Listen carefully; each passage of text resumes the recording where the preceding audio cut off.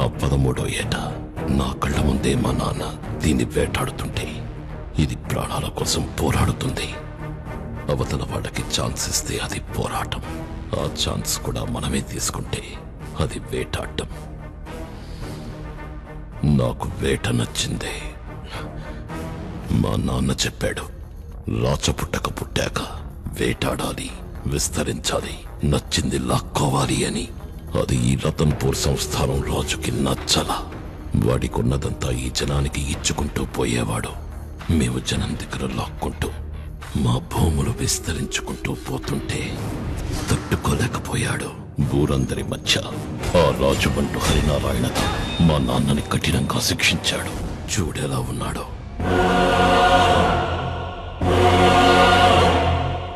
ఈయన hospital bed మీద కోమాలో ఉంటే వాడు పెళ్ళంతో షికారు కడుతున్నాడు. చంపేయాలనుకున్నా. చిన్నపిల్లాడి కదా, షూట్ చేయడం చేత కాదా. ఆ చావు వార్త చెవులో చెప్పగానే మా నాన్న కోమాలోంచి బయటికొచ్చాడు. కానీ ఏం లాభం, జీవోత్సవంగా అయిపోయాడు.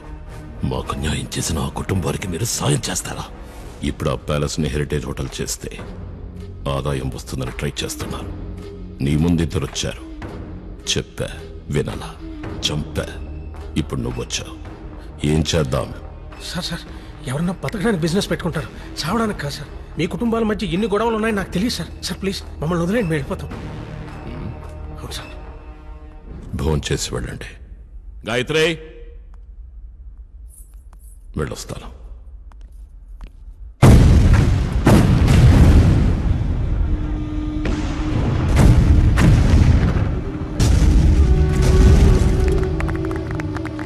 సెక్టర్ 8 వర్క్ స్టార్ట్ అయింది సార్. గుడ్.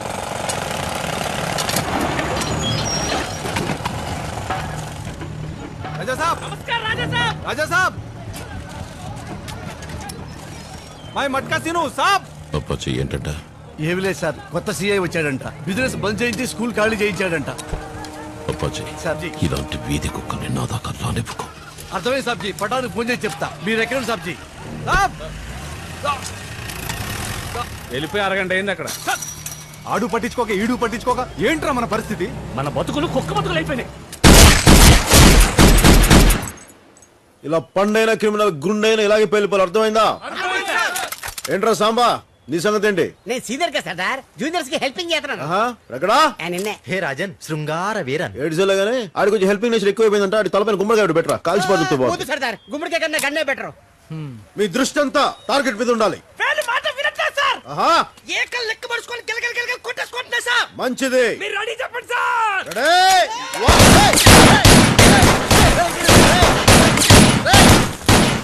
అసలు డిసిప్లిన్ లేకుండా చేసింది. ఇంకా రెడీ కాల్చమని చెప్పలేదు. రండి రండి. ఏం చేయండి? రెడీ.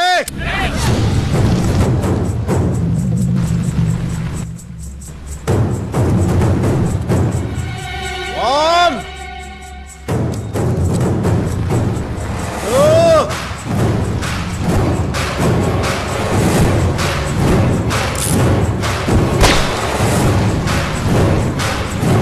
three, shoot!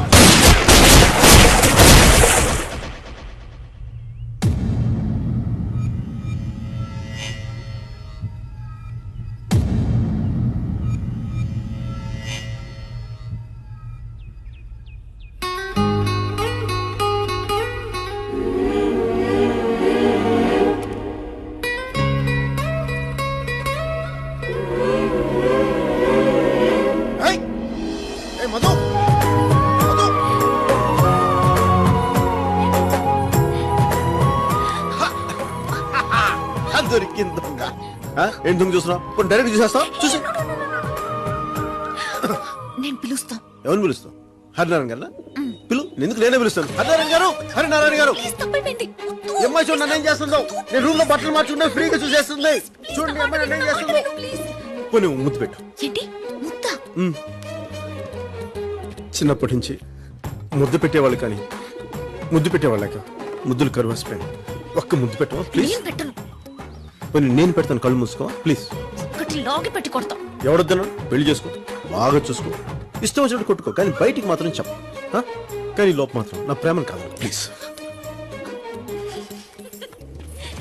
ఏ పిల్ల, నేనంటే నీకు ఇష్టం కదా?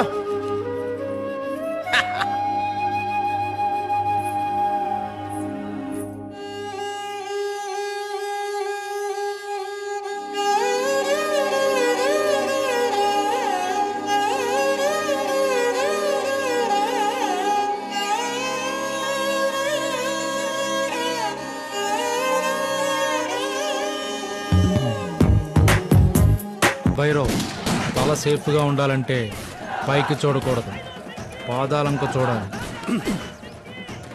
నీలాంటి కాళ్ళు చూస్తాడు, నాలాంటి మాట వెనకపోతే 2 కాళ్ళు ఎరగొట్టి మోకాళ్ళ మీద కూర్చోబెడతాడు. అర్థమైందిగా? రేయ్, మనం ఏంటో చూపించండి.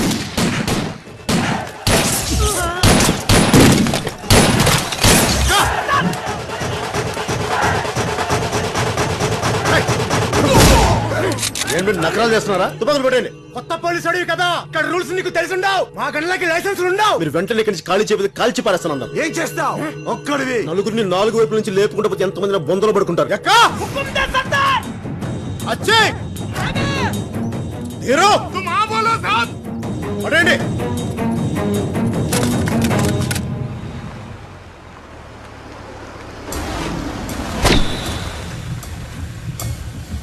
మీరేంటి సార్ ఈ బండిలో? నేను వచ్చిన బండి ముఖ్యం కాదు. ఎక్కడ మీ వాడు? పిలువు.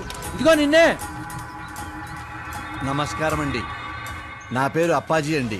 నేను వస్తే భైరవ్ గారు వచ్చినట్టేనండి. మీరు ఊళ్ళోకి దిగ్గానే వచ్చి కలిస్తే బాగుండేదండి. మొన్న మట్కా సెంటర్ మూయించారు, ఇప్పుడు టౌన్ సెంటర్ నుంచి వెళ్లిపోమంటున్నారు. మిమ్మల్ని భైరవ్ గారు పిలిచేలోపు నేను కలుద్దామని వచ్చానండి. చూడండి, మైన్ అంటే నాది అని అర్థం కదండి. నా అనేదానికి ఏదడ్డొచ్చినా తవ్వాలి కదండి, మనుషుల్ని కూడా. రాజమాణిక్యం, ఇది పట్టుకోమ్మా. ఇంకోసారి ఇలాంటి పిచ్చి వాగుడు వాగితే నీ కాళ్ళు వాడి చేతిలో ఉండవు. అర్థమైందా? రే ఏయ్, అయినా సగం గడ్డం చేసుకుని చిరాకులో ఉన్నా. పూర్తి గడ్డం అయ్యేలోపు ఇక్కడ ఒక్కడు ఉండొద్దు.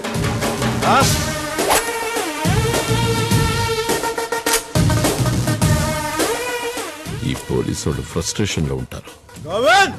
పాపం వాడికి కొంచెం ఎక్కువ ఉంటుంటుంది. పెళ్ళయిందా? లేదంటండి. అయితే అదే సర్దుకుంటుంది. ఎర్రకోట మీద ఎగిరే జెండా లాంటి వాడు సార్ వాడు. ఎవ్వడి మాట వినడు. మీ మాట వింటాడేమో, ట్రై చేయండి. అప్పాజీ అతను ఎంప్లాయ్. అలాంటి వాళ్ళకి నా అపాయింట్మెంట్ దొరకడమే కష్టం. చూద్దాం. 12 ఏళ్లకోసారి జరిగే ఉత్సవాలు రేపు గుళ్ళో మొదలవుతున్నాయి. బందోబస్తు వస్తాడుగా.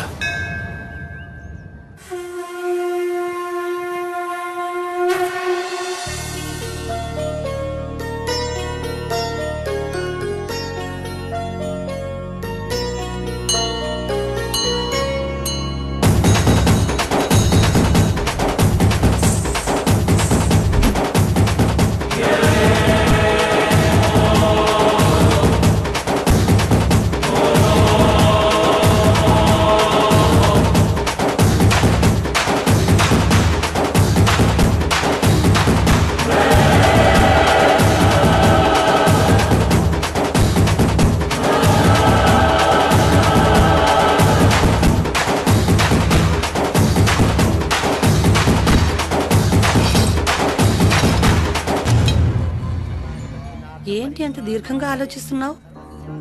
ఇంతకాలం నేను చెప్పకుండా దాచిందే సర్దార్కి చెప్పబోతున్నాను. ఏమని? ఈ సంస్థానానికి వారసురాలిని నేనే అని. కానీ తెలిస్తే ఏం జరుగుతుందో అన్న భయం కూడా ఉంది.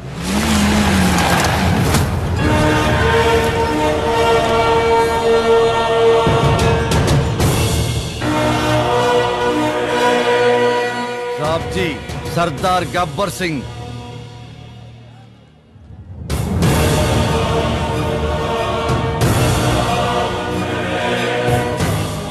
బందోబస్తు ఎలా ఉంది? అంత బాధ దొరుకుతుంది సార్. రాజా భైరవ్ సింగ్ అంటే అతనే.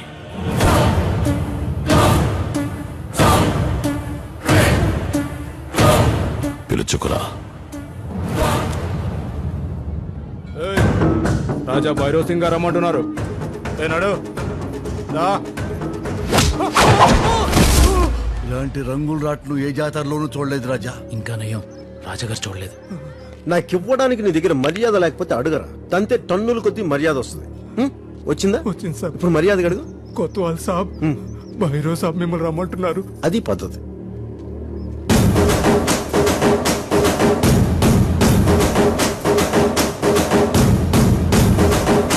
ఊరికెళ్ళి చెప్పా.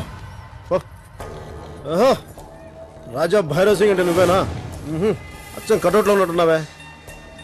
ప్రాబ్లం ఏంటి చెప్తే సాల్వ్ చేద్దాం. ఎలాంటి ప్రాబ్లం అయినా సరే చెప్పు.